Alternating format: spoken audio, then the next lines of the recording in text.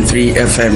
Na ene say yenum ehie say the empenifo kan say eja aba betru say emrecha we mu ni yabomu dewo yi pa say Ghana mampeni dada His Excellency John Dramani Mahama ebeba be kan yensa ewo mfimfi manto mu ha na fe no asema ehye na frumu no wapusum na fe nyina yate ne nyina na say oye thank you to ene odichima ayina say odinam Ghana afane nyina ene 15th day of October 2021 year of our Lord ababetru yenso beno ka say peni atnase na oba no so nye ononko a ena obaye one ye maame Professor Nana Jean Opoku Ajiman eka ho ena obonde chidom baye national chair eye honorable chairman Ofosu Apofo eka ho honorable Felix Ofosu eka ho ene mpenifa hodo bibri ene di chiri a obedu eye mfifi mantum ha emprimprin a meno kase enye Cape 93.3 FM kwa ene eye fidia efa jumedi nembum radio stations ahodwa waso yasene anaso kan ye ho a ye di we ebrewo a spark 103.7 FM eno ewo dunkwa ono fen sansuna hope 99.9 FM ewo Breman Isikuma Splash FM ewo eye asinfosu Nice FM ewo eye Winiba 90.7 FM Pink FM wo Kaswa 96.9 FM Benya 105.7 FM ewo Elmina Rich 98.7 FM ewo asinfosu Samsung call 97.7 FM or Agona Swidru Live FM 107.5 FM and no ewo Cape Coast Coastal 94.9 FM ewo Mankesim Obrumankuma 100.7 FM and no ewo Mankesim Samsung Castle 90.3 FM ewo Cape Coast Sweet FM 106.5 and no ewo for Praso, Samsung Radio Gold Online, also you moon loud silence, and also a promote the India. You may the atra petting a Ghana afanang any we are say afanina na emprimprin yebra atnase and a yamame nana opoku ajima ewahanum. And then tempana mebotu na mako wonso. Papa His Excellency John Dramani Mahama and yamame. Yaba munyina akwa baba mfifi mantum 93.3 FM. Yeah, you also.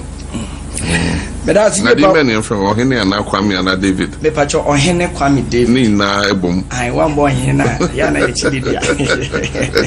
Ohene Kwame David. Me pacho. Yeah, that's it. Yes, that's it. Na fi ben hwa de we a won me kasa wo se be hu sa honde wo ho yi papa. But em wa ka kampese obo nchiri mu na wo cheme wo hintasem because which my 12 regions and body abrewajo we hint as some say I'm so na so as a why fresh what so I come up that just hint as some bedim and say okay no central region I can hold 13 regions and here we are 3 regions Volta Oti and Greater Accra na ya nanti stream ne ahafo ne bono ne Ashanti mantem nyina ohu ahomka ewo ya party supporters ma ya ko share omo no e je se omo ba mu mbuyi enti emse sa ahomka no e na akan yo so I je se ohu se anope ya betra ha e je se ni je nkwa e se asema ya de nam no so eye enase asem na emse enase what they come out one fire reho emfa and na se nkoma nipa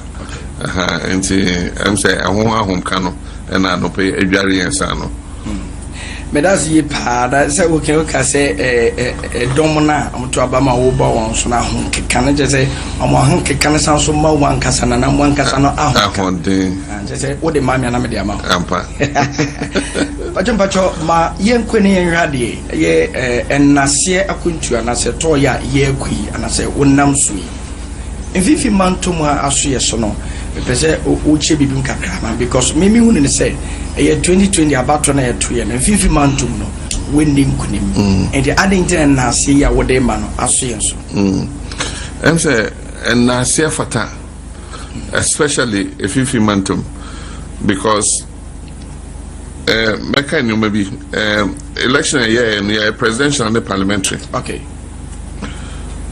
presidential so 2016 yenya 4.7 million votes ehonomo and 2020 your votes peja cost to almost 6.3 million. It's almost 1 point something million votes ebeka. Na fifi mantem kwa sa 1 point something million votes a yenya ka ho no. Almost 118,000 votes and a kind ho. Enti omudi mo pa akotene any popular votes a yenya e presidential. Na enompo enkechi efi se enwechi no make say 2 million and be DNSM. And so we share parliamentary so because a presidential and parliamentary 2016 near 106 seats per. Na fifi mantem near 4 seats per our parliament. Na 2020 ebeto abano. Fifi mantem your seats echo from 4 seats to 13. I just say we share seats a fifi mantem I year 23 no. Na just say 13 majority abedi NDC nsem. A peja NDC seats na free 106 e dey call 137. Enti 137 seats a yenya no. O hwa seats e fifi mantem etimi peja e kodru sa no. The majority o hwa region bia yenya more seats e wo ha. E chen bebia. Enti esefata pa se ya ebetu anamo ni abedamo ase. Se enne se ka se NDC 137 na MPP no more 169 omati aba from to 137. I just say na 137 akwa se chimpe na je fifi mantem si so mo de kan ya ho no eno na aboa ama edrusa enti ye fa sa akonya so ne fa keep fam so ene omo linke anopai mo tie fo nyina ye fam so e de da central region fo nyina ase and the modern boy in the last election. You didn't say elections there, NDC a party, it has come to stay. Now election be a best aba. Now you say and I say ewo religion mo especially Christian religion.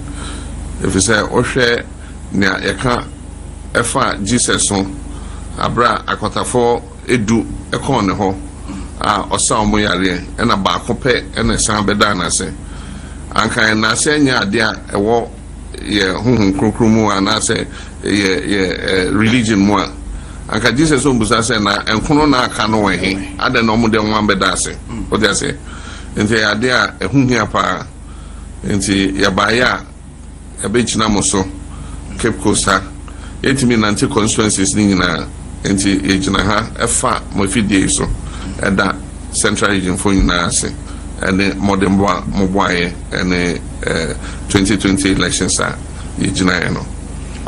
All right, John, o kase ni muno, o kase a parliamentary no more fan dodo and finfi man too. I mean, person Mrs. You na me bisa say, enti na sena ode man, what the man based on parliamentary and I say presidential and also at the account.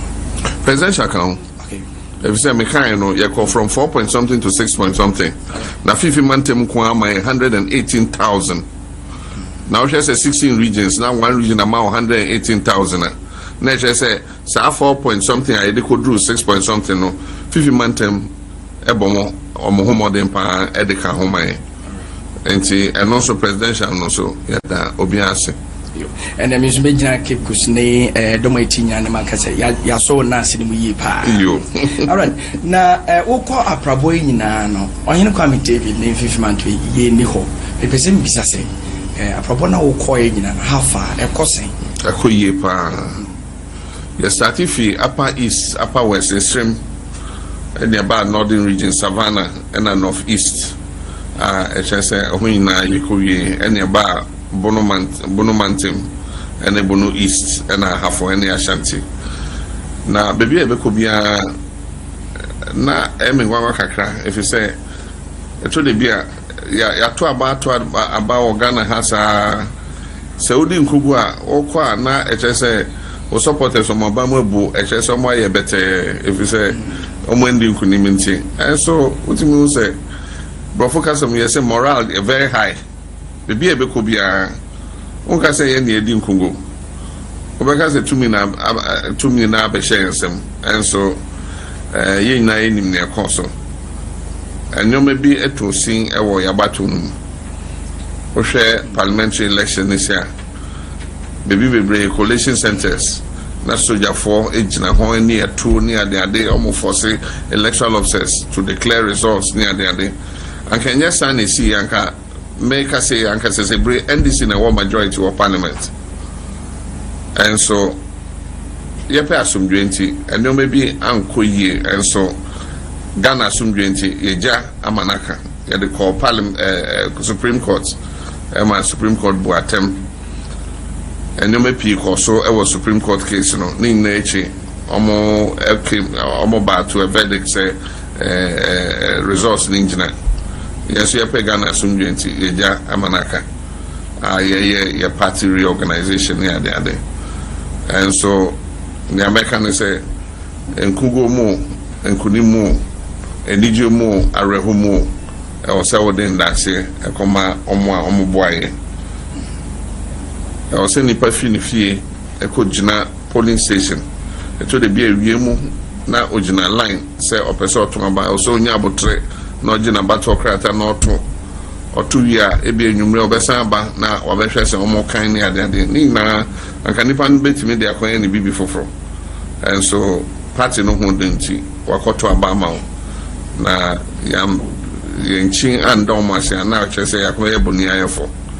Entina na ya bedru ha ya da central region fo nyina ase ya menhira mu nyina mo amotoma ye ya da mase ya menhira mo amanto amaye nso ya da mase ya mensakra mo adwen amen na 2024 monto abanoma NDC ya Jesus say amen ora John ma ye hade se ye tiase se bia o eye isuapom wo school mu titem bibia na se wo chro ensohwe na ensohwe na nkwam wa what na say asese ehwe die nti ensohwe no wentumi ntwa na so that e be se bibisa se se wankasa wo hwa den na indi sabanyu ko no eye ya office enunti na tumi na mbedi wonsa me nkase edi nkugo okay enyoma bia nkoye e wo election nankasa mu Meka say be free ho e be so free the way electoral system no ekoye if you say 2020 election no still na imagine so aka say anye clean, transparent and fair because the normal bebre etosi yeah they call Supreme Court and TSM because social nyoma bebre a yebusa electoral commission almost your penem omo and yano and then the election petition ewo krom ha 2012 midin kunime wabaton minua nana kofa do the court omo throw questions my electoral commission say omo answer FM raso your friend interrogatories yeah the my electoral commission omo answer ni na afi omo say afaijan nko jina adakam no mumbusa no questions afaijan ko jina mu be 2 days na yebusa no questions yeah witness box neba ne saying na when kwa de ye try interrogatory say electoral commission enyi ano efa questions bia e call so yes they be empene 70 empene mo answer yes you access to information me or electoral commission wa ye here into court emma omonfa sign information bra 70 yes empene yes you mama jimensa onko jina adaka mu ni embusa no questions ono na ye election no send elections ni sukoe and also so njina adaka mu 70 omubu ATI enti ye pe Ghana sumdwe enti ye jitu mu say okay Supreme Court ama judgment o hwe kwan a ye fa so ye judgment no na any Ghana constitution it's not according to the rights and freedoms of Ghana's constitution. What I say because you say I say court normal your my dream that say this is the decision that we're going to take and so in nature make us say and you may be anko ye e election mo ye chen crofo a no mukuta ballot paper e wo mbotom ne eche ba ko a e bia be 80 yentimi anche omo enti omo de ko share adaka num yen na ye ko printing presses se Ghana de yen ko amano ne ko print ye ballot paper ye print o ha amai bebre o Africa omo print omo ballot papers o India na se Dubai no mo de aba Ghana had the free tete printing ya papers party bia yi ni nipa e ko tena printing press on ne aka say when printed 1 million when printed 5 million when printed 10 million when printed 6 enti ye na ye nim number ye printed enti ye printed wi a ne a kind ballot papers no ye ka say printed 12 million wa printed wi na party for ni na assign enye MPP kwa NDC parties and ketwani na omo representatives ho ye printed wi a ne a pack ne a silly ano na ya dispatching ama electoral commission when kwa de ko ba ya print ewie no anka enye nyame na eyi kire ya we de anka yehu obi refi ni bibi minim se ne pen o se ne charger o se ne bibio eno ahwe a hu eno so em se me ja printing press o koya say you feel ho no oma print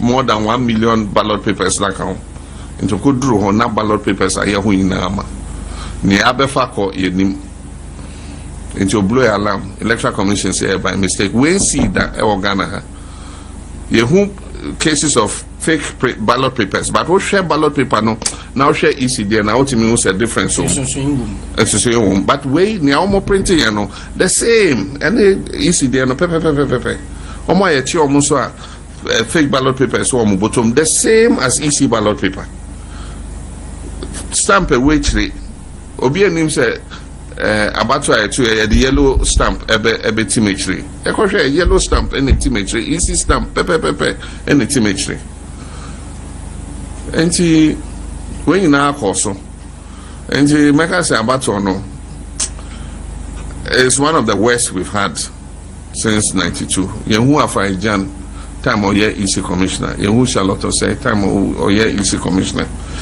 EC one said there was oye young parties no so ya said there was here but I was say to be trust say EC be your model obi ntimi mfa so emfa EC so enwia abano and so say na kobano 2020 and so yan kan bebre I say to me nyame na dema and so the amount na nado any president in na eje to mo so president and ye asan ko echi ye reorganization and so ye dey share munyansa. Anything I'm saying next election be do or die. Make us say yen for niagro. Sana meka. Enti ne wasi ye bia say obi ntimi wi abanum. Nyame adom ye be. Ye mpese be wi abanum. Ye mpese sie. Se Ghana focus MPP no mpa. We don't have a problem with that. And so say obi be fa kana na ade afafa enyoma ho ade ballot papers across stuff in here there. And no, it's against the constitution. And no yama and no coso. Because they do or die, because a bear Frenchim will make sure. I'm making sure say a bear Frenchim and every polling station be a do or die. You better to make sure that the right thing is done. At the end of it, you're kind in na or be a simesi na winner, simesi na winner, na ja to say about on a Frenchim. Enti se waboso do oda waboso na wo chiremu se enye tututwe enye se kan asem na mbom no se e behwe mfrenchin na djuma no na oko school ya ka do oda na se kan twetwe dabi enye se kan twetwe idiomatic expression wo bro focusem no ya se kotoko ne has match the do oda and say the se kan ni AK47 kototo ya se obi a bebo ne homoden say obedin kunim na match na koyie na referee na edini yie saa na ye ka no okay abribia ye abato bekoso na ye di tumi be shawonsa na chese kamia se doma wo to abanoma wo wa aroshiemu bi ewo mu se obetimi aye bibi ede amawo between 2012 and 2016 Ghana for the tumi shawonsa na eden obetimi aka say infinity man to mu a oye mai meka say enye say emra ade to me share me sankwa Nyamin Fanny Crane say Professor J.E. Mills. Or your nipa yen nafino. Or no, Brofokasam Yabeka say he was our mentor. I shall say in why a role model. No, your vice president, Sam Reno, now me a minister of communications. Professor Mills. Na ho brase na nindie na nyamesro ade aye yina ye hwe ya yesuan enti abra obe president or ye me vice president na enyoma ye yina ye adwuma e wo so no nyame eto nsa frɛ no bebre wo ho a wentimi nwie enti meka sa ensemi bebre ana se mebo so a enye se ma breso nko ene ye be free na breso a me begina ha abra Professor Mills ka baby and am say o edwuma na oye nyina meto aso no mawie na ya ye bi aka ho enti ye say otrofo the dance ni ena wa broche ye dance e wo heya men semre me koso bako na obi opebia ontro na on checking hwe say sa nyoma na ye ka se ye no ye nye na hina bi obi so ba no waka say wa ye mpuntudwuma o fifi mantema ye mbusan say on boso bako ni entie na ye hu bebia sa nyoma ni na wo ye yanka KVIP the district assembly project chips compound the bebre schools under trees me ka say ye boso a ebebo enkramofo be kwa sorry abani yenkan wie nti we nya district assembly projects in America meka enyoma kase a echese aban ye when so menfa roads enkan ho because roads cocoa roads so ye bebre oha and road improvement projects but kakrebia meka ene ne mebebo sui we share community day schools are ye yama region bia ebi HSA districts are omuni secondary schools you see community senior high schools no ewo ho now share fifi mantem nkwa fifi mantem nya 18 of those schools out of the 18 no 8 yentimi enwie ansa na efri aban mu nso ye wie 10 anyame adom yetimi bie 10 no ama enkwada ewom enti ohwe a ni ayewie ye no dia so SHS ewo Upper Denshire West eno yewie chichire eno so Upper Denshire East eno so yewie ntranwa SHS eno wo KEAA eno so yewie Mori SHS eno so yewie ena ni dikan ekonfi SHS and no Professor Mills Edin and a bosso and Professor Mills Senior High School and no way confi Nikrum Bebiofi and also Yevi at the Quada Ecotum Nasa SHS in your mom pick up any bus, school bus, eka. Oh, okay. Yes. Gomwa Jama SHS, I walk Gomwa and also Yakubiano, Emma and Quada Ecomu, Fankoba SHS, and Wagona West. Namaura SHS and also Wagona East and also Yewie. Auto Bodja say SHS. Ewo Auto Senior West and also Yewie and Ofanko Edie SHS and no Auto Senior East and no you see teachers bungalow and headmasters bungalow eka and a canteen Nina eka. Now we schools projects ni free Elmina you see fish processing plants. Ewo ho senebeya fishermen no ye cold stores into omokoche enam ne ba no mo ntimi anton no empoa no ho a no mo de abegu cold room no mo omo mpeso ombetimi aton fish na ma fish processing plant no me yi ndompe no mo apake no senebeya ye betimi de akọ ejom akoton omo blast freezer bibia wo ho nti omo yi ndompe no na omo ye nya abrofo fe no fish fillet na ya pake no cuttings mu na ya de akọ ejom and also ya fish processing plant so Commander Sugar Factory say no eche beka ho asem but also your factory any Indian government in a year agreement and ABC Commander Sugar Factory. Cape Coast Stadium, Professor Mills, a dream or promise the people of Central Region say Nyamia Dom no be president obesi Cape Coast Stadium. Inti that breso and a chassis ehwehwe sika no. And so my breso and ejuma no chassis and na me bia no. And so Nyamia Dom Professor Mills ni dream a chese Cape Coast Stadium on the pace sika no a chese yesi sa stadium no. Kotokraba market the same.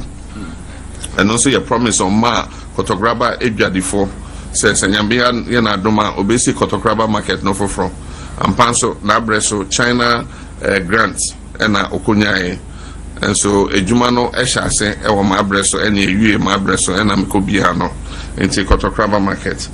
Ye Kaswa interchange and also Osha Kaswa interchanger and no my year na bridges near Miansa. So we bridge Nifiwa. Yeah, 21 kilometers of additional roads ewo Kaswa and Potem.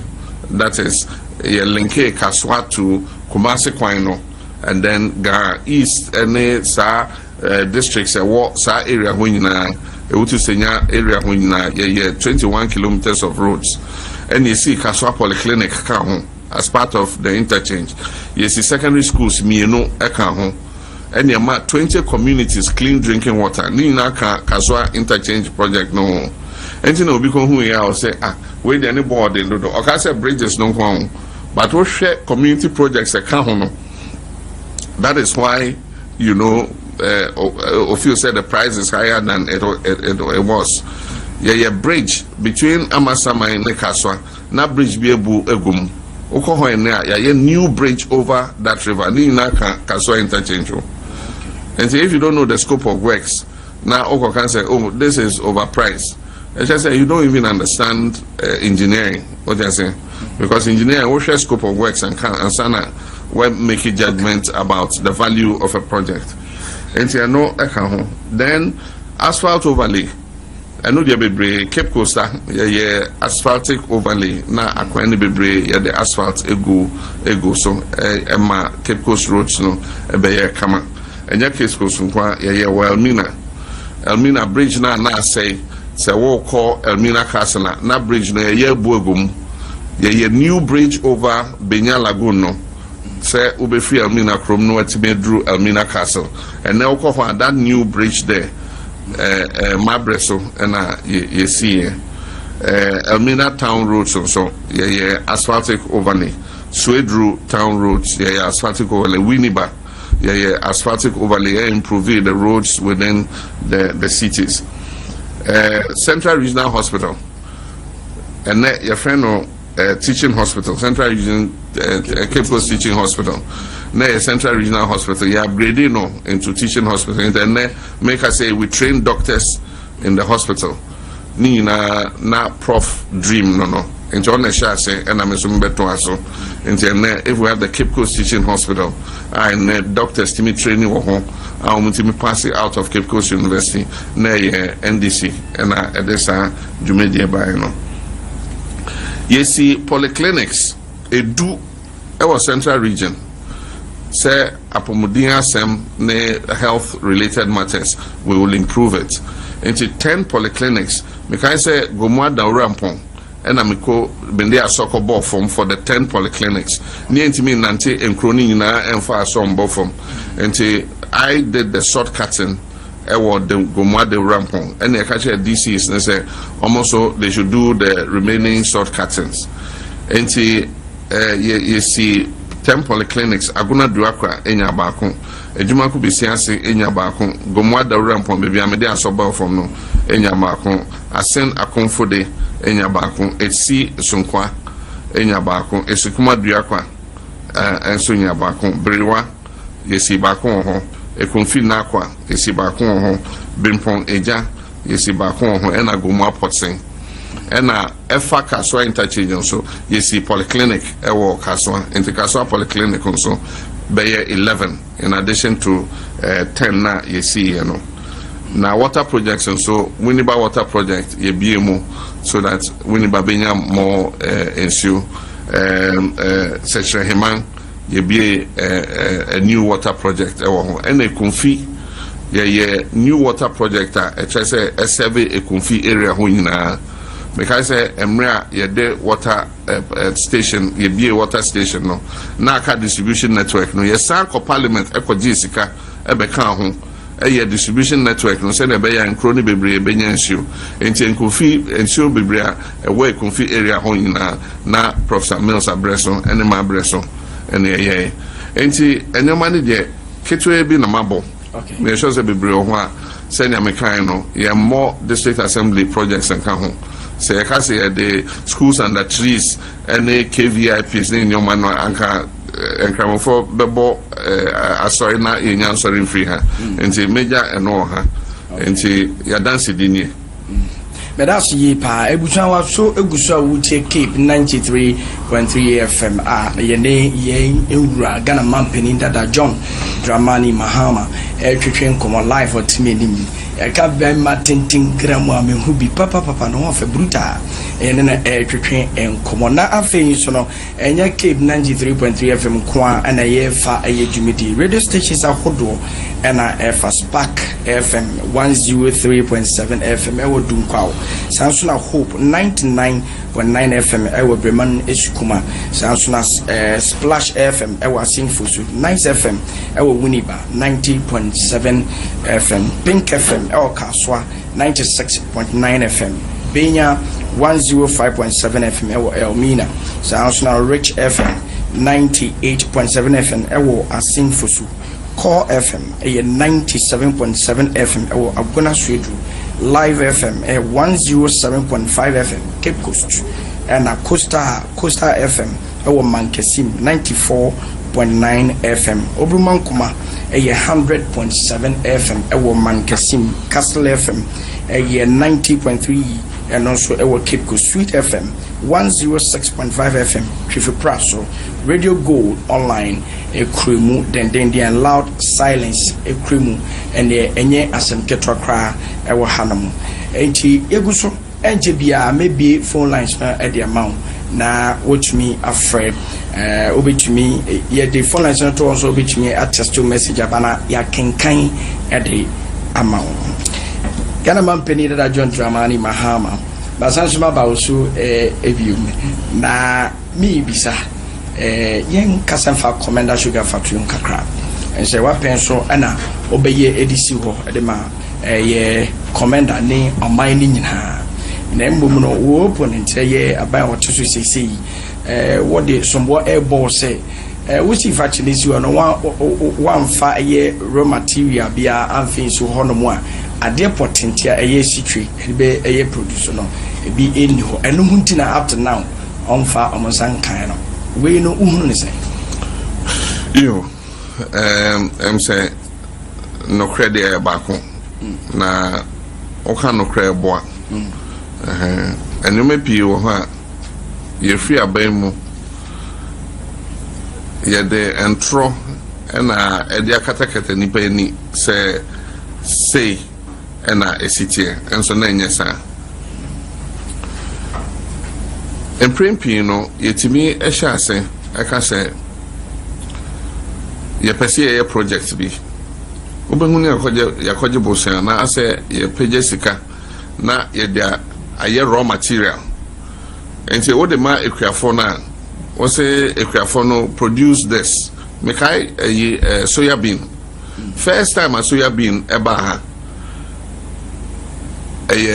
Omanpenyi Kofo Abreso emse Omanpenyi Kofo no Rollins Abreso eko Omanpenyi Kofo Abreso ene di soya bean ebe ma farmers no say omundua sa bean na ehu onfa so pa na yedua ebetimi dia ye ni ma bebre ebi ye de beko amano no ebi nso ya nkasa be yusu ha ena ye distribute soya bean ma farmers me say farmers no dua soya bean wie afi hwan na beto soya bean no factory ni yenyensi processing plant ni ho enti farmers ni bebre na soya bean no ho almost they are not used to eating soya bean yes onua oba boil sa and benda enti the farmers lost Enti ekoba say another time you can't say omundua so ya bin bi omo so sa bin ni there they be yenua because their confidence was gone.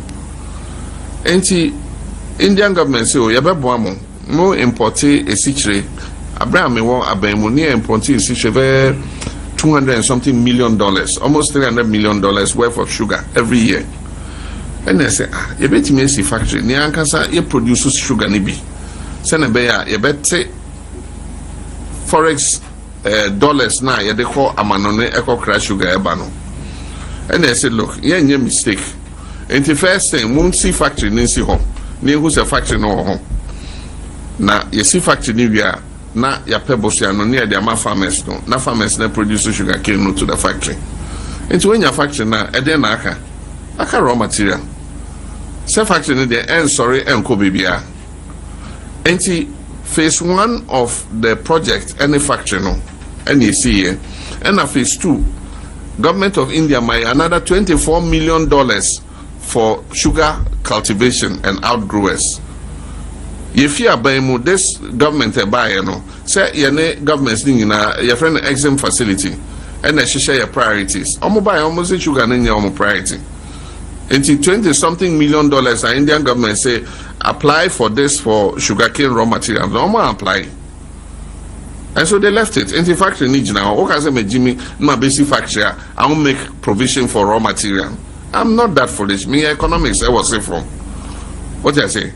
And I knew what the vision was. The vision was get the factory first. And he started producing, I will have a processing plant. And now the Indian government, it was on our program, what they call 2016, Ghana, India. Priority projects are near one Ministry of Finance. Now sugar, loan for sugar production, almost $24 million. I commend that. There's about 3,000 acres there. Into near a nucleus farm or I be a factory nankasa ne farm.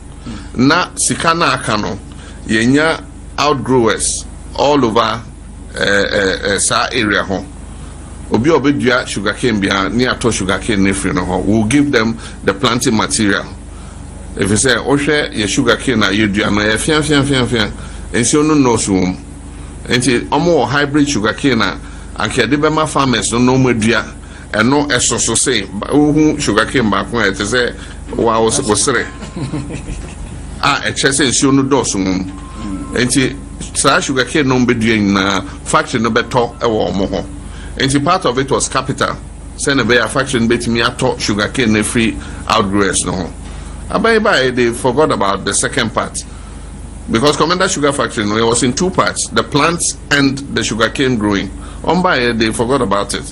And Nama factory na KC ho. I feel almost say they want to privatize the factory. Or privatize the factory now. You still need the support for the farmers to grow the sugarcane. And that's the story about Commander Sugar Factory. Now, make I say Yami Adum na yaba benwa. Says our factory ni Antonia. Because Matisse almost almost I'm a private person. But see Antonia, it's a factory that can work. I be produce enough and yet Ghana sugar requirement, you know, but a very good percentage of your sugar requirement. South action a bit me producer now. Ama a mabuna award that area in now so in your juma. What be your juma of action? That's good. Also, I obey the sugar cane it me a cotton. Also, Benyeska. But that's ye pa say we is Hasimiano and the Amamina in Benifosi do nim tone and I didn't Gina at Chamasu. And they would Gina so pay, I will be your man penny pay, and they another down call for the name NPP are buying a better transfer in Fienum actually. So what you will share on my memuna, obey tea won't a juma more yenison. Wait there. Oh yeah, mommy teacher Juma. Me mark you obi exam script. Now make us a woman that was on market. If you say many nanado ekojina elections 2016 and 2020. It was like okay say me market no the script and I say bro focus on me I say I'm prejudiced. say akoko such aproma enyenefe osebia enyenefe o dey say ebia me koke bibia on beka say me ni engineer entia me engineer na odi nkunimiti I'm prejudiced against him, but you na na eti o mind no. You yourself, you can tell how things are going. Me angasa minim say abana wo tie kunyan so omo to me e kan say amemu ti say nye ne all that and india na me bisa say some of the to me na omo peninti bibia kata omo ni so me catch omo say montana kunyan so dan you don't understand, you don't know how it is to sit on it, and now omo tana so it say wona me busa me kind me say Kofa transfer Rawlings are transfer now. Omunim said net here. Momo sorry, we can do all our roads. We don't need to borrow money from this. We'll put tolls and this. If the fundamentals are weak, the foreign exchange will expose you. And then it is cash flow. I come there and Ghana and here mind then and yes, I know money na nom kind. And I'm say Montana soda until you don't have the experience. What's transfer now? Who send ya? City and the kind of difficulties you'll be faced with. And your miracle with the Kujum Nako Bisa cementable. Mifia Baimuna cement here 27 cities, and then I say Mifia Baimuna petrol 14 cities, and then I say iron rods, Edianim Pobusa, Wayre, or call Ejoma, Edianim Bo 2016 and at the same Bisa farmers, fertilizer. And the fertilizer is saying Ebro na 100 cedis per bag, 120 cedis. And Ebro yako 400 cedis per bag. Oshe dokuna na dokuno no etese. And now koto dokuno 1 cedi 50 pesos. I shrink it to say eyi. Enti enyame na meka. You live in this country. What do you mean say the country is not going in the right direction? Yeah, a car, a Bavarian so a Kosro. The Ifia by 120 billion from Nkrumah Breso Kopem say Mifia Baimu. And that 300 and something billion. I just said within 4.5 years, almost 200 and something billion cedis or more than from independence till the time I left. And so Obega say Ebia Obehu something transformational. Ebia acquiring aye schools near there. And so Ebia age na. Intendo the same question major amount. If say me no net Ghana.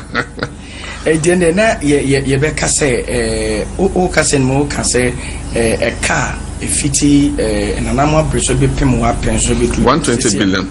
E mo sakada times they all. Yes. Na obi be say ya bobu obubusia bata bia na odi ye juma odi ede o de kan ma me betra ha central agent kwan nyoma me kan ma ono ma o zenye ni nyina na waka ma omo so betra se no mo kan enyoma o ma ye enya hwe secondary school we were building 200 secondary schools and ye get fund Akoji Bosia for 15 years. You see 14 secondary schools. Yes, model secondary schools, 14 pay. Ghana ha. Meanwhile, you have mortgage get fund no. Entina school facilities secondary schools. Cape Coast. I to me use ni na encosubium. Because if you are see dormitory block, secondary school be, you see dining hall, secondary school be. Ni na ejumano kosubium because get fund needs come to your contractors, no? Because you the get fund na kwaje bosia to build 14 new secondary schools. You know, and so what's kano almost 200 and something billion. Shreme near omodiaye. And far free SHS because free SHS Frank Wusika and the sponsor. It's out of the oil money that we pay for free SHS. Since the free SHS and count until the Treme acquiring Treme hospitals, Treme schools are HSA almost 200 and something billion they are sponsor. I don't see anything. Mimi Hushi. Maybe I will now be.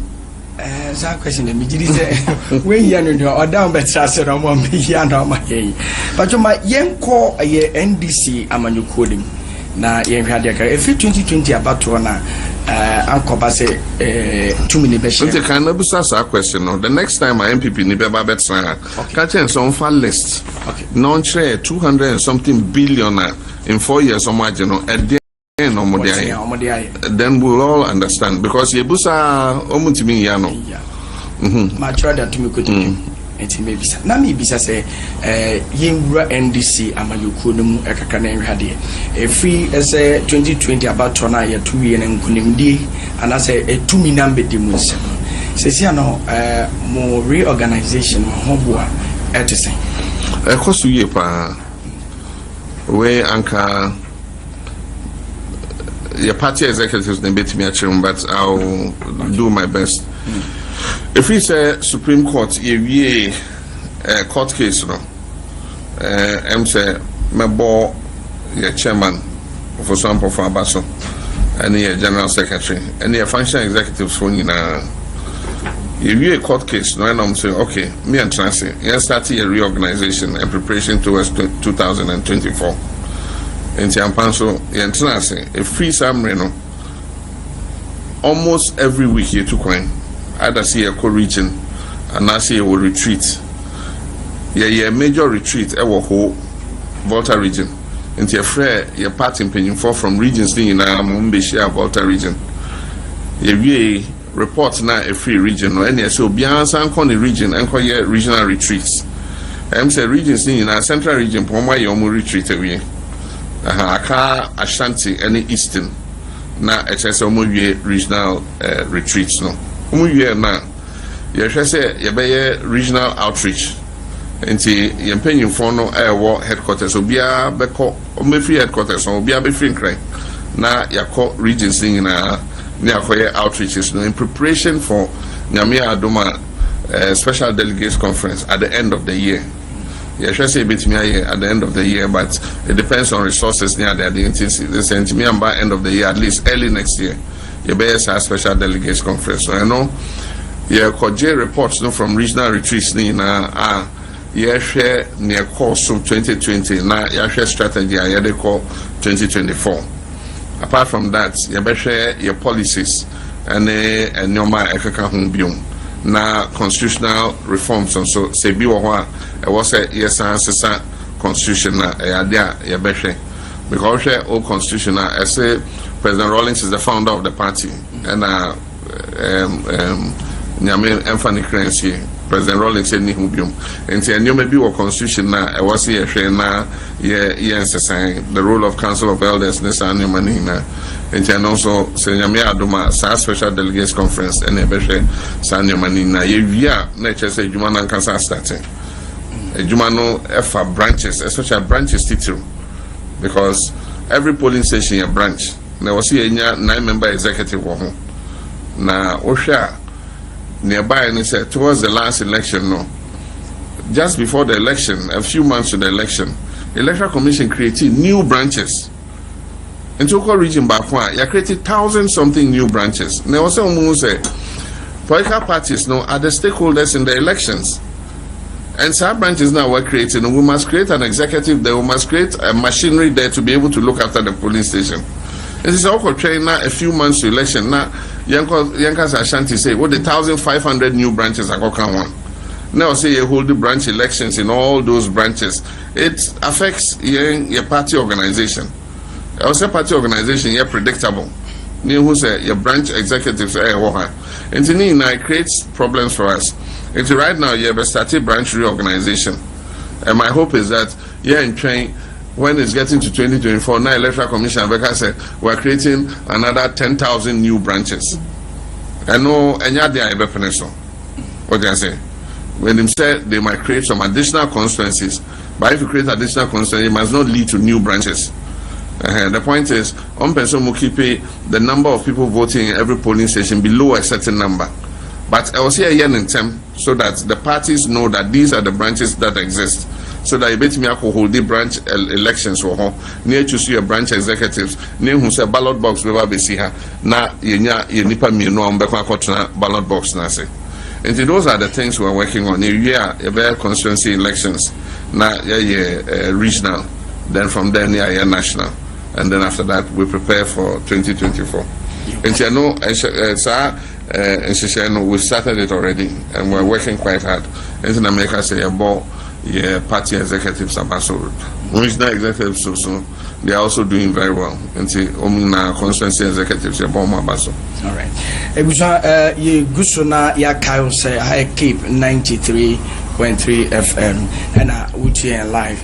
Free Ghana man penny dada John Dramani Mahama, His Excellency, eti twem wo menima ye ne no edi enkomo na mesanso maka o se ye ne nase a ode ma Ghana man nyina 2020 bato no ye to ye no ho enkomo ene guso den dia waso guso a wuti na mesanso maka o se dwumedi ni edoso ofiri hanu se ya beko nana kosi ata ne nche ewo ahemfi emintimate no ni penifo akwakohia edi nkomo right after that no so no bebo model pa na wako muzimin for esombia ewo mfimfi manto mu ano ne muzimin for penifo so akotwetwe nkomo sanso na owia asofo wo mfimfi manto so ono obehia yem papa no mo apofo anase afarfo wo mfimfi manto mu hanso no Ghana man penny dada John Dramani Mahama ene ye mame Professor Jen Opoku Ajimai ene ni penifo ba nyina bekwa kohia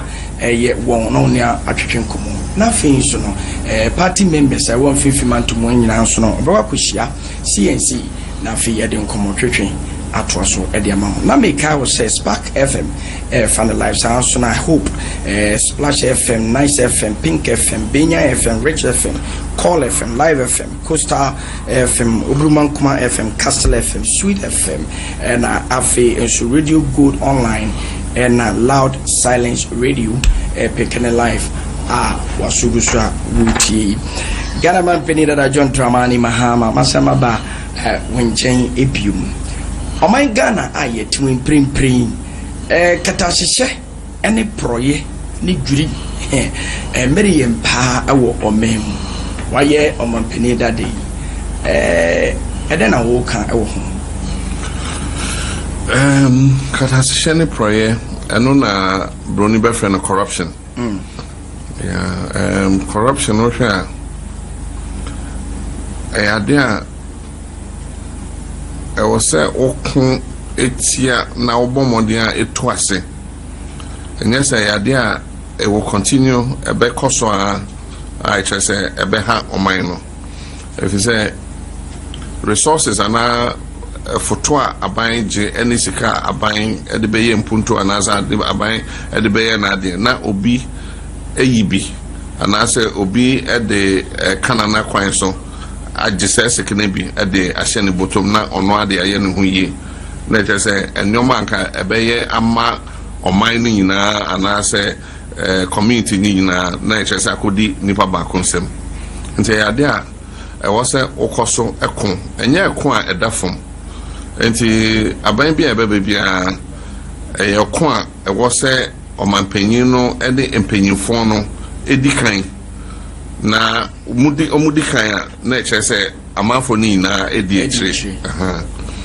ba se ko ba se omampanyin no ana se omudi kan no omankasa na chese katashe ne proye no endi ekan enko sa corruption no ana se omankasa ka ho ema corruption ne ba no na chese enya de a obetimi etu ase na say na me hwe TV Austria Prime Minister on the government in resigning if we say corruption be kon so a say media no expose here no na say omunyina omo resigning nti me nka say ye hankwa e na sa kata sihye ne proyewo abrochempo a bebi omo eduru no be ka say omo akwatia eni hobium enso eto de bia obehu na epie ho na say pie ho a na mekane se katasihye ne proyesi na epie umaimu anase bibi ya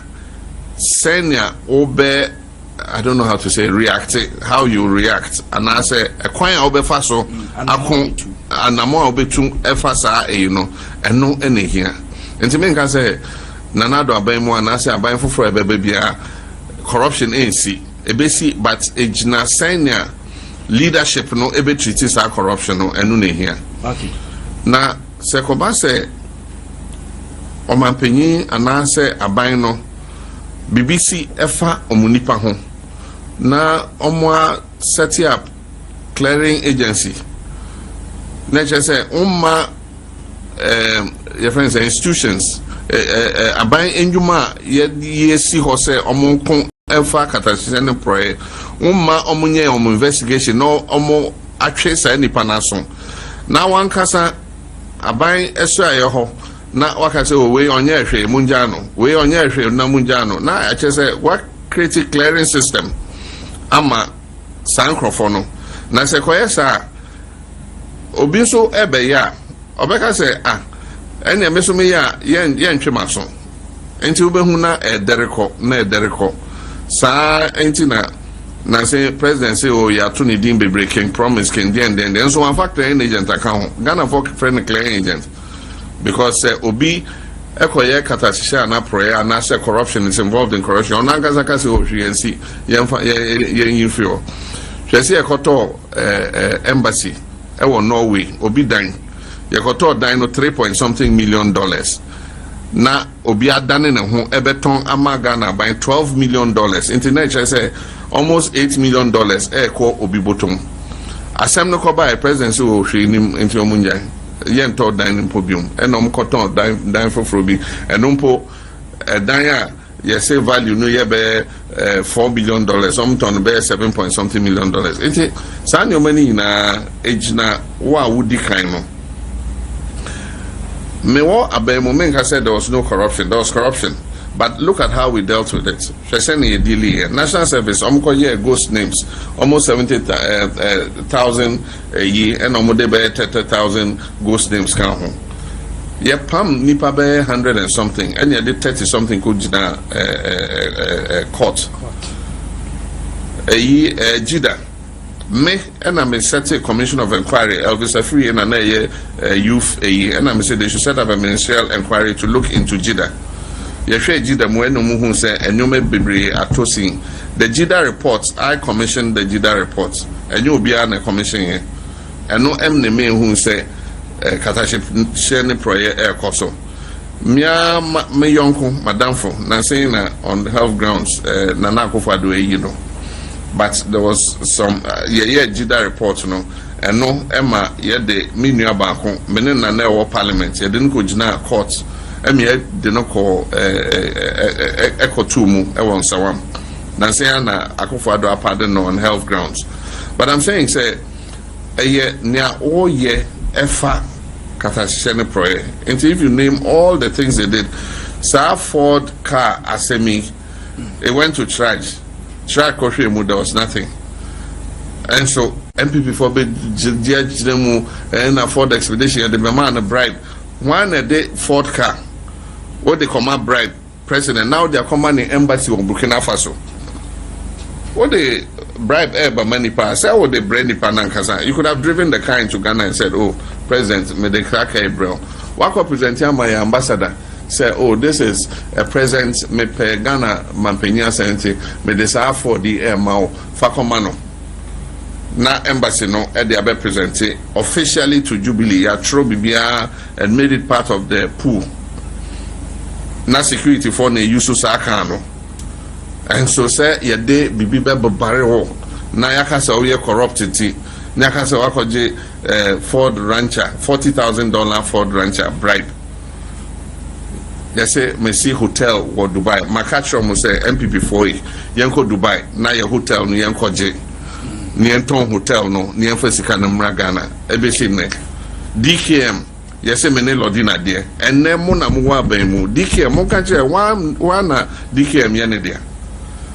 Yes, me ships we were Tokyo Harbor. I just say entro no there. Many lodina for 100 million World Bank money. Who World Bank money when World Bank money and my Ministry of Finance and the Bank of Ghana ho. Yet then say Bank of Ghana have 100 million. Na transfer kugu Swiss bank account. Mini Swiss bank account. Mini foreign account. Be a I don't have a foreign account anywhere.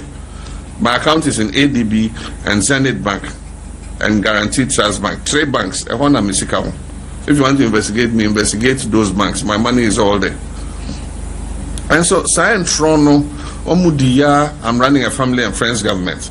Family and friends made Nipa Bakope, my cousin, Joyce Bauer, and an air deputy minister, Ewa Mabaimo. Ode Shema Bain na say, Mebusu and Nibi Waho. And so, and Trono de Ned also. And see, Ama a forme a yibi Ewa Ghana for a dream. What I say? But a nation near Koso. A nation near Koso. Boss they will investigate a Japan PDS yenya audio president's cousin your friend saying Gabi any bumpty voices was negotiating the shares in PDS. We heard their voices negotiating the shares in PDS. Yes, you're being reducing the share no muntiminche Emma other people. We've all heard the audio. And so I say about the bottage, you know, and the boba. Because no media for you made so much noise during my time. And then you can't talk. But media and His Excellency, oh, yeah, they are good, but I don't know. Their mojo has diminished. The way I was saying, a church munina is here afan or who seen the poor akase a NPP abayin a Katajana proiling the young Musin and Econo and Sweeney. Yadi Matiami do better all those cases and things, PDS, then, you know, nothing. That's a shame in Santunechi. I feel special prosecutor from Yamiadum, Washa Seka. We'll see how he continues.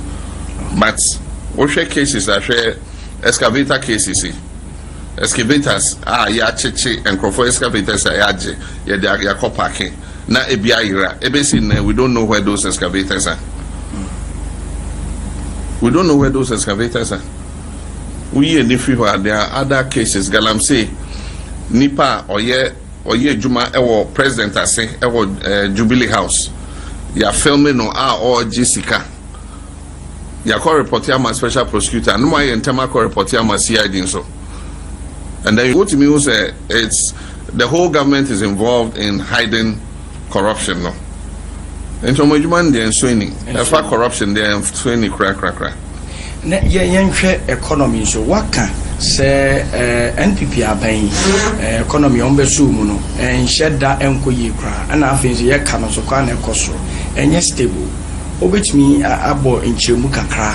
Well, I know the offer a economic theorist Alaji Baumia or economic guru on ankasa ne principle or say if the fundamentals are weak the foreign exchange will expose you until maybe I'll be say foreign exchange na cost no by his own theory say there's something wrong with the fundamentals. Now the fundamentals now there's a big problem because deficit no cost the deficit is almost 18%. So far yet to a na sika eba aban foto mu nyina so what kind size sika no wo de tua aketua actually say public sector workers any compensation na interest ebeda ye kaso wo de eno so tua sika aka no hwe ni hobium enti sika wo de be goods and services bibi a friend of goods and services any capital expenditure infrastructure ni na this okwa abroche kobo bosia. That's why they are always borrowing. Near cost a bedroom remi will default on our loans because baby a air corner say yan so a bedroom maybe we won't be able to pay our loans. Your bosia a car ye day unless your car see a chama yina Ghana phone using the old population figure omumu yusu and we had the cabe 11,000 cities. Wo the car 11,000 cities. And to say, I say, Obian funded them running Chekana was all the 11,000 beba, made the 11,000 beba. You know, anti baby economy no corner. It's not right. And the point is, Nipaoye finance minister now or share economy no so. He has an interest in the borrowing.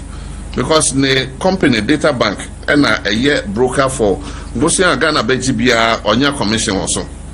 It is our Minister of Finance, or your president, a Busheni, or your cousin, or one a company, Bosia Ghana Bebobia, the company Ninjabi, I just say about on one botoma. Say Bosiane de Obekoso Bosa every time, and one noble. Share energy sector levy, I buy. Na ye de tua a car ye de for energy sector HSA electricity ya ton amaya yentimi ntua and ye de energy sector levy act e buy say what Esla de buy na for 5 years and the last Esla bond that omo ye e kobe 2030 into HSA wo me yema ni nananom Because we try Esla now till 2030 something, because Oma mortgage for that period. You get fund that you try your mortgage for the next 15 years. And they just say get fund that you bet you be a dichaka and you say the year at the forefront. You know, they are mortgaging Ghana for everything. Now Omuni Omatum Bibia at the Akoji Bosia. Omunishi ya umbeton biom inti afi ye gold ewo hono eno ne e Japan na ompeso mo ye no because omusha ya ton chense no ya ton enkunya na ewo hall ye mpa ye daso wo bedroom ya ton inti ye hwehwe ne ye beton biom ye se empoma no ye yin empoma no ne enkoton eno ne sikakoko na ompeso mo de ye Japan no ompeso mo de koje 1 something billion eba ade 10% royalty. A free a champion breso and a negotiates part of the mineral code say obey gold mining there and they also are buying at 10% free. In social gold fields, Anglo gold, why 10% and a Japadia. Oh Japadia, nananum Japadia. Say omodesa 10% no echo abrochre, echo for me company, the tax haven. Now, Omodisa Kano Eboro Omodisa ye Japadiano Eboro 1.5 billion Ebedin is a year. Senebea Echinebi Sa 1.4 billion no na ye gold na ye 10% no ya mortgage into ye manomu ebeje abina sa gold sikano omunya. And so every year so sa sikano ebre 200 and something million dollars every year. Every year, you have 200 and something million. Every sa ye Japadiana, ye nananamu jay, no. Omunko person sa Japadiani says, yeah, 1 something billion. I just said, China the omufi hono, Nipane the 70 something, be the 80 something. Yeah, the 60, yes, ye did she. And so, Yama, 30 something, 20 something. And the almost the Kojibosia, your man bedroom hono, na HSA, ya chichery and son, any size cano, it won't be available to them. And so size can you bet the Rebecca Koba, na you didn't their consumption. And the idea, it is bad for the youth. They are mortgaging the future of our youth. They are mortgaging the future of their youth. Intina Yama, sorry, almost say fix the country, fix the country. They have a right to say it. What I say? And I'll say, yeah, leaders, yet, because any man call ye, almost school and call ye, acquiring yet, hospital yet, Bibian yet. Meanwhile, and your man, and I was a mobile bomb buying, Namutimia, yes, and your money now. You are selling it, you are mortgaging it.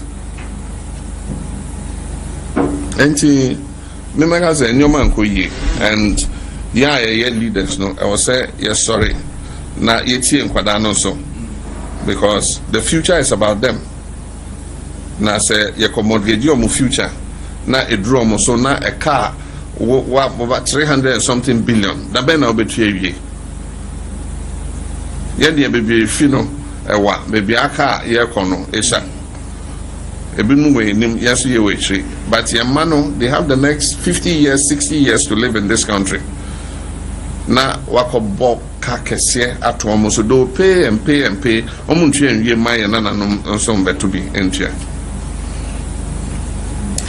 Mpacho Madam is my messa Maba contribute na a jeff for natural for Bibiana Woshe a free piano. A high cape 93.3 FM. Within your Hene Kwame David. Enche na de yen komo twetwe de nyina aba ewiye na mu me kai wo se enye Cape FM kwa na ekura dwumedi na mum no radio stations bi tse Spark FM tse Hope FM Splash FM Nice FM Pink FM Benya FM Rich FM Call FM Live FM Coastal FM Obruman Kuma FM Castle FM Sweet FM Radio Gold Online and I feel Loud Silence Radio ekremu amode brewo you transmitting live from Cape Coast Hotel enunti na eno no na Yera John Tramani Mahama. Yes. Ba membra was so na feed baba mame enchen kakra.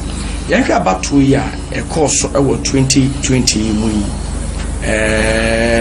each boss Jane Mensa actually mu essay one of the elections in fact if it and no abreso ye chance say to aba be pim sese mbre no abato ya to asumdwi ewum na mu down fian efimbie eni maybe that's it ohunu ni sa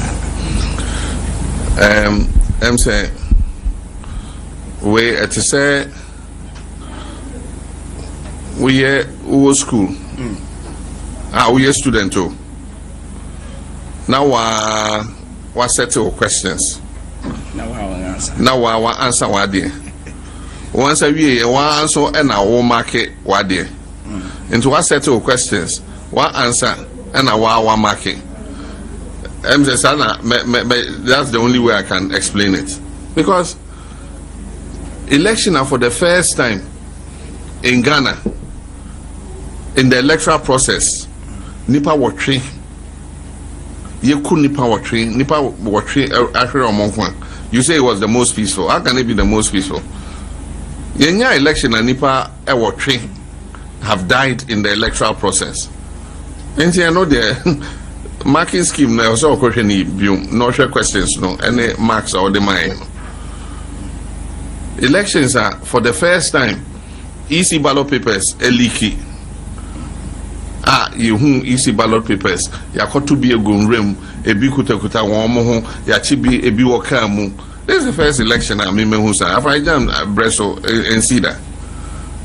And the way the Americans say on one marking of and nipa there's a wow marking on ultimate 100%. And then the on one dream and I say we are the best election. We are the worst election. So maybe market election here.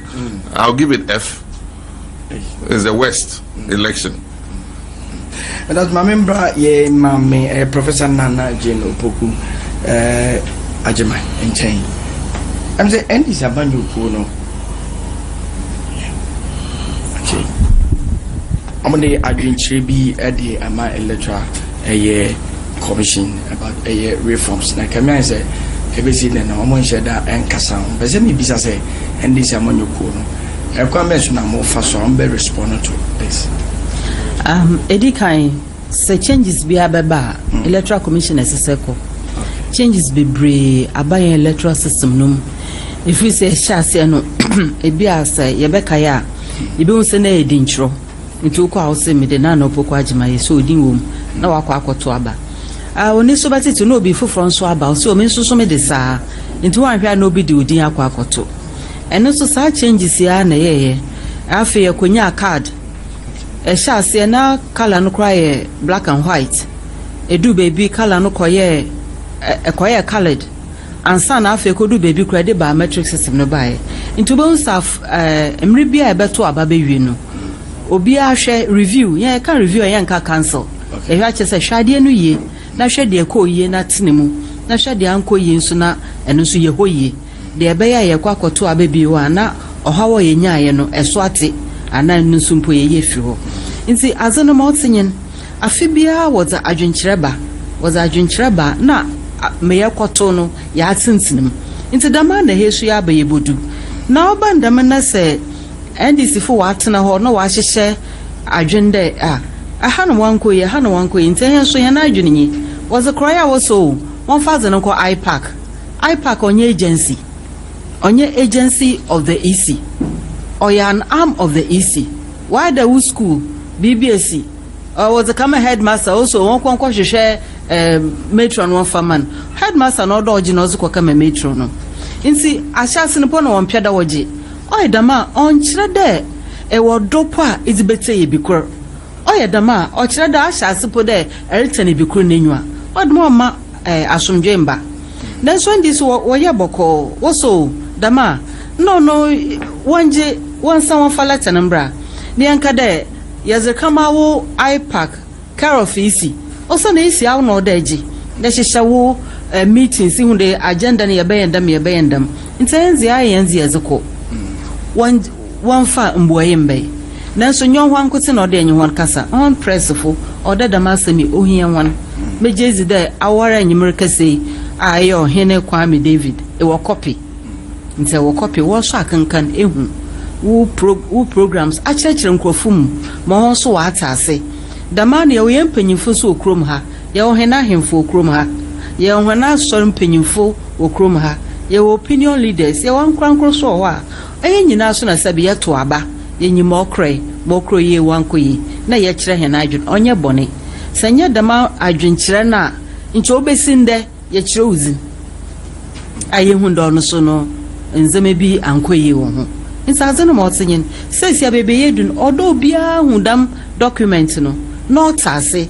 no fodo ananso mpo bia bibi no na onye eye no ye bibi na onye na e kire he na ye nka de bebe yegina na yegina ye betewu na ya ye zinzama tutuye nti obodu de ye bodu ho na ye bibi o nyina ya ja tundo o dama na mu ni yetu a oboboa omano nti mama ka wo nyen and as you say wakiji me you say obibi kaka ana say correction kakra bi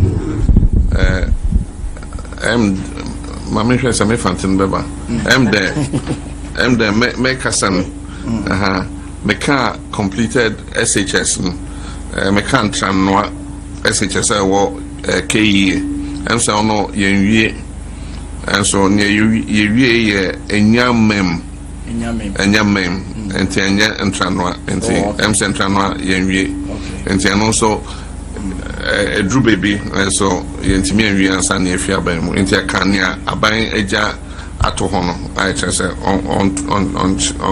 on kodum ne wo ho so ne say say yaba Cape Coast hey yeah the and asebema Cape Coast so the Woma Ghana for Professor J. Mills na me nyame eyamadom ma meneni yejuma me hu nipa otie oye nipa onyamisro very good man enti yenyina ene ka ho ye bon modern eye ejuma na Professor Mills echin me so be president na nyame chade ode emisata central region abokamado enti enyuma ye no benko kasa menko if say o manpanyin ko antimi nya adwuma on na abediche ne ministers na eye enti ene yaba central region so ye kai yenua pa kwese misata so ye kai no ono ne mame ye me mame enti nyame adom me wie nyame ye bia emra me ba capitals bia me fa no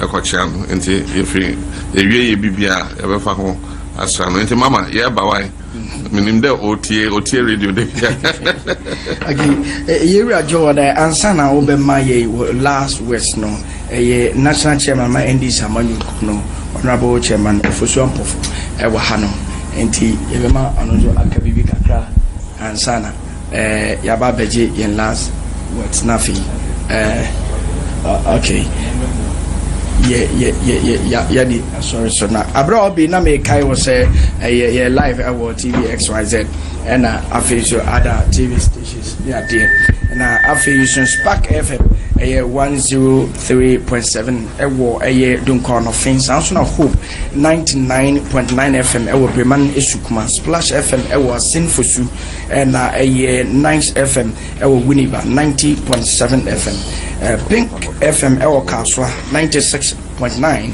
and Abenya 105.7 and no ewo Elmina Sound Rich FM ewo Asinfosu 98.7 FM the Nicole FM 97.7 and no ewa Aguna Sudu Live FM ewa Cape Coast 107.5 and afei Coastal FM and Mankasim 94.9 and afei Ubruma Ankoma and 100.7 FM and also Mankasim. Any other radio stations were offer Mamma also Aquaba.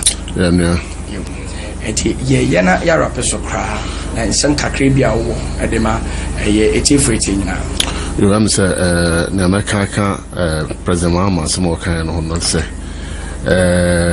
I'm say what house you dear Hoka because Ochna and a year at that Yama Benua do I was some our central region a year former regional minister now or a former national organizer of the party no Ochana officially ye didn't know what nti begina sa kwanya so na ye de ama abusuane adofo nyina yakọ sanso na yenua Dr. Damakin no so free central region mbrebi atwam no ye chairman of the one of our progressive alliance parties DPP ono so ochina ye pe no krabia e won kran nti no mu nyina fi central region ha omu nyina akọ asum our party no I say yakaiwom na esrenya meso from kra NCE na central region baya na me de to so say party no as a party no so appreciate the role that our party at all level from the region to constituency to branch levels communicators youth organizers women organizers radio callers serial callers Omuna Bojuma Kessie at the boy. You saw the contribution of the central region towards the NDC. NDC, you know, for every election since the party was established in 1992, no, every election be a Bekobiano, Obifi central region ha, at that year's ticket. So, 1992, Professor Mills, a partner, President Rawlings, and 1996, President Rawlings, also no, Professor Mills, Bayer, flag bearer, no. And also a card no so for 2000 election 2004 the same thing 2008 the same thing for all these years no for every election in the 8 elections no somebody from central region is on the ticket of the NDC either as a flag bearer or a running mate. And the last time also no President Mahama for the first time Professor Jane na no Pokwajima the running mate to the party history in the history of politics in Ghana say a major political party afoba and na running mate nti no how central region is to the NDC nti ha na ehu hia say ye be dom ase ne aka kyerem say achia na mu ye ohia say abebu nyina yenim say ne aka enim no e na edoso na nti no omonkoso antai echi na President Mahama bae yenim nsem abeka nyina e na ye de na Akufo Addo say oba ono so emeka na onkyerkyere point by point eniama watimi aye e de ama eye oman we say anase mantam we na mpanyin si we anya bibia ma wase a o monokro no President Mahama be start say oye Commander Sugar Factory e de ama enipa wo central region omanya adwuma aye na Akufo Addo bae say oba be good Dr. Pakwasi Ndum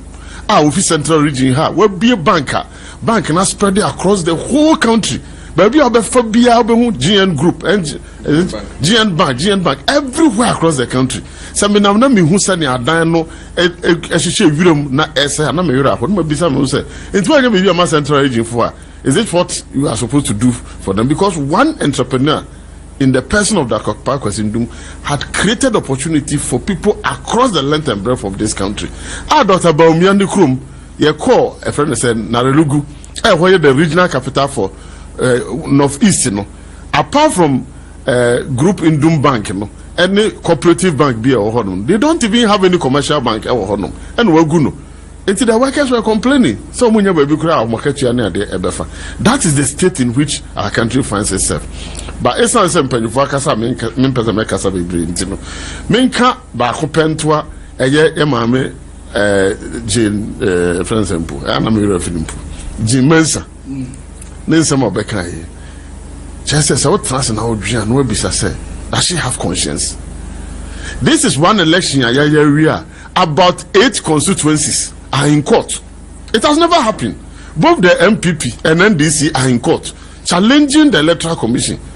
and now Savlugu MPP for say Omontiasi say about no Yadama NDC. Uko Pusiga MPP for court. Uko Sahiyoswa NDC were court. Uko Tachimansaf NDC were court. Uko Takwan Swayim and the Escado Ketan and several other constituencies. This is one election that we have organized, and both the NDC and MPP are disputing the outcome of the elections. And it becomes so difficult for this woman to come and say, and it's an insult to the colossus of elections in Africa, Dr. Farijan. Sir, Jimen Sabeka says, our election is the best election that has been organized since 1992. It is an insult to almost everybody, especially Dr. Farijana. What done the institutions, an electoral institution in the whole election, the people in Central Kofi, Akpafu, Lolobi, and Lipefo, less than 24 hours to the election, where you should just a fiat say about no better woman to be. It has never happened in the history of this country.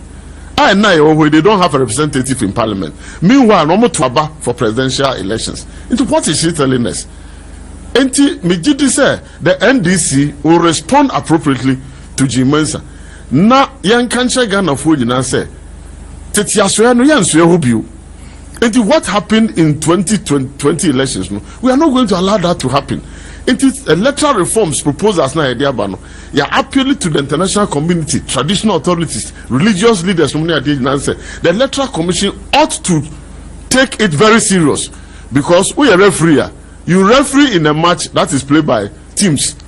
Now, the team be say regulation, no any name cause no money, you know some of the issues, but you accept it and sit down and dialogue. But the intransigent position say they don't want to respond to the reforms now will lead Ghana nowhere if the moral society and the civil society, traditional authorities near the and sorry say election year 2024, you know. Then President Mahama can do or die.